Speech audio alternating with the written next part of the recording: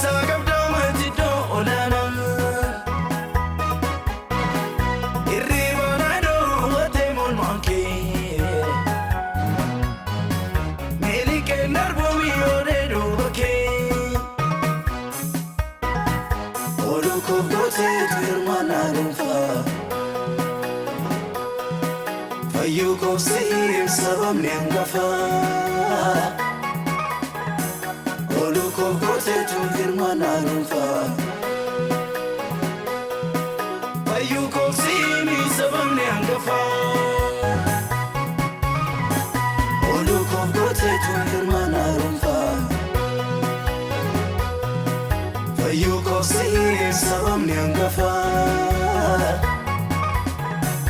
oduu kookooteetu hirmaannaa dhuunfaa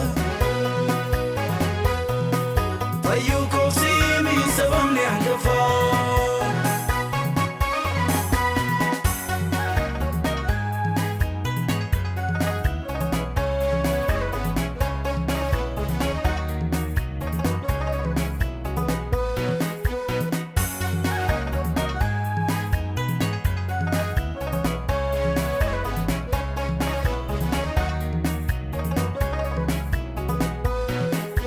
Ija kooluraa jiraam seenaa hojjette ana abdii godhachaasee gadinaa jette si duwwaatu argatee qitan quuqame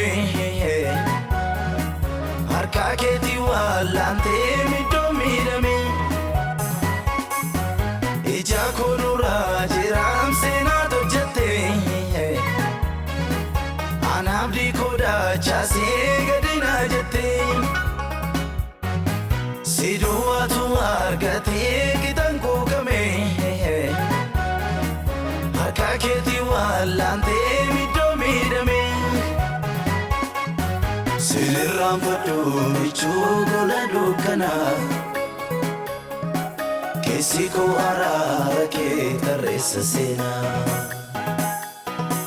sirraanfadhu michuu gola dukkanaa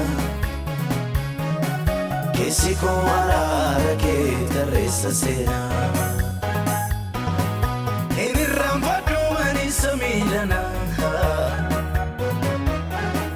na keessa qabdaamatti doolana irriba naadoo watee molmaan kee meelii kee darbuu moodee duuba kee